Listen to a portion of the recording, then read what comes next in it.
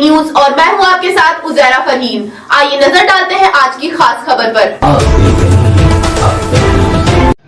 अमोद कुमार ने जनपद बांदा से जानकारी देते हुए बताया, उत्तर प्रदेश में कानून व्यवस्था की स्थिति को लेकर के योगी सरकार विपक्ष के निशाने पर आ गई है। प्रदेश में लगातार बढ़ रहे अपराधों और एनसीआरबी के आंकड़ों का हवाला देते हुए विपक्ष ने सरकार पर हमला बोला है।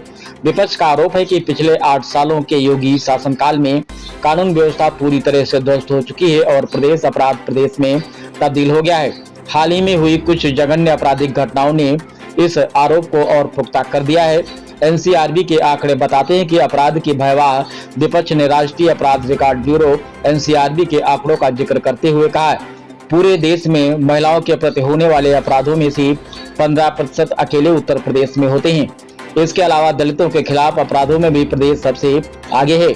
ये आंकड़े इस बात की पुष्टि करते हैं कि प्रदेश में महिलाएं और दलित सुरक्षित नहीं है। सामाजिक अपराध फिर से सिर उठा रहे हैं। एक समय था जब दलितों की बारात पर हमला करना, उन्हें घोड़ी पर न चढ़ने देना जैसे सामाजिक अपराध खत्म से हो गए थे, लेकिन भाजपा शासन में ये फिर से होने लगे हैं। विपक्ष ने आरोप लगाया है कि प्रदेश में अराजकता का माहौल है और अपराधियों में कानून का डर खत्म हो चुका है। मुख्यमंत्री पर जाति के आधार पर भेदभाव का आरोप। विपक्ष ने मुख्यमंत्री योगी आदित्यनाथ पर जाति व धर्म देखकर अपराधियों की पहचान करने का गंभीर आरोप लगाया है। उनका कहना है कि मुख्यमंत्री का रवैया प्रदेश में भेदभाव और अराजकता को बढ़ावा दे रहा है। नैतिकता के आधार पर इस्तीफे की मांग। विपक्ष ने कहा है कि प्रदेश में अपराध और अराजकता का राज कायम है, कानून का राज खत्म हो चुका है। इन सभी परिस्थितियों को देखते हुए विपक्ष ने मुख्यमंत्री योगी आदित्यनाथ से नैतिकता के आधार पर उनके पद से तुरंत इस्तीफा देने की मांग किया है। इस मुद्दे पर सरकार की ओर से अभी तक कोई प्रतिक्रिया नहीं आई है, लेकिन यह निश्चित है कि आने वाले दिनों में यह मुद्दा और भी तूल पकड़ सकता है। कि उत्तर प्रदेश सरकार के मुखिया माननीय योगी आदित्यनाथ जी हर मंच से कहते हैं कि हमारा प्रदेश अपराध मुक्त हो गया, लेकिन जब से ये सरकार आई, लगभग 8 साल से योगी शासन चालू है, पूरी कानून व्यवस्था ध्वस्त हो गई।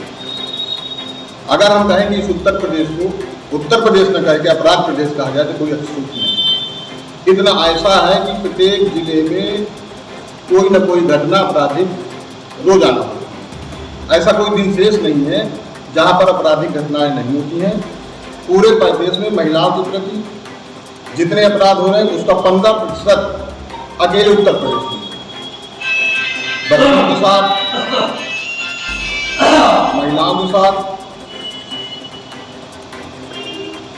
इतना ही नहीं, जो सामाजिक अपराध खत्म हो गए थे, अब भाजपा शासनकाल में फिर से वो अपराध चालू होने लगे, जैसे दलितों को बारात न निकलने देना, उन्हें घोड़ी पर न चढ़ने देना और दबंग उन्हें अपने इलाकों से न निकलने देना। ये जो पुरानी एक प्रथा थी वो सब समाप्त हो गई थी, कानून शासनकाल में खत्म करने लगी थी। इस भाजपा सरकार में, योगी जी की सरकार में फिर से पुनः चालू हो गई। पूरे प्रदेश में अराजकता का माहौल है, अपराधियों का कानून का डर खत्म हो गया है।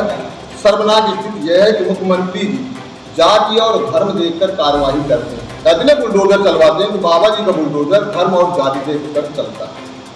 हम सबकी ये मांग है कांग्रेस जनों की कि अपराध और अराजकता राज कायम है।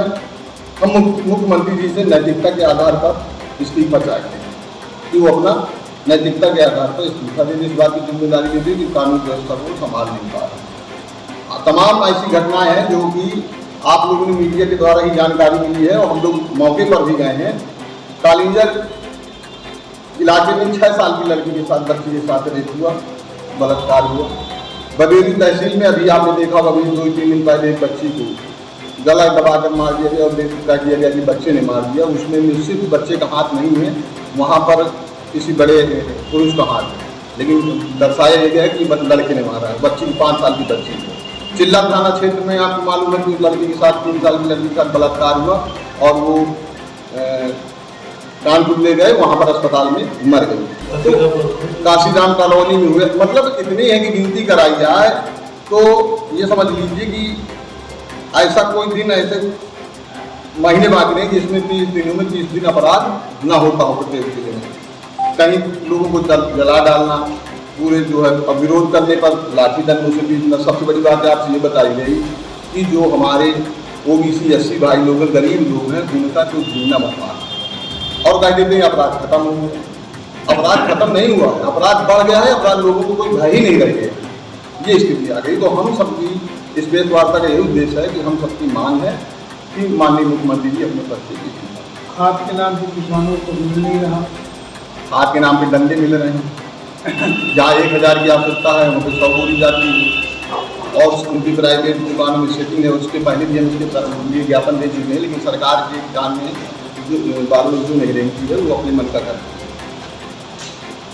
अच्छा, एक चीज़ और हम बता देना चाहते हैं कि जो एनसीआरबी की रिपोर्ट और एनसीआरबी भारत सरकार के गृह मंत्रालय के अंतर्गत आता है, उसके जो उसने रिकॉर्ड पूरे देश का डाटा इकट्ठा किया है, उसके अनुसार उत्तर प्रदेश पहले नंबर में आता है।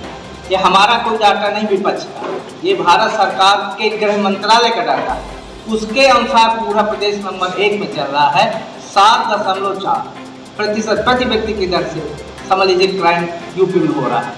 उनके डाटा ही बता रहे हैं कि ये सरकार पूरी तरह फेल है।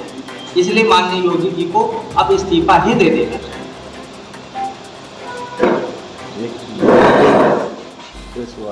हो गई।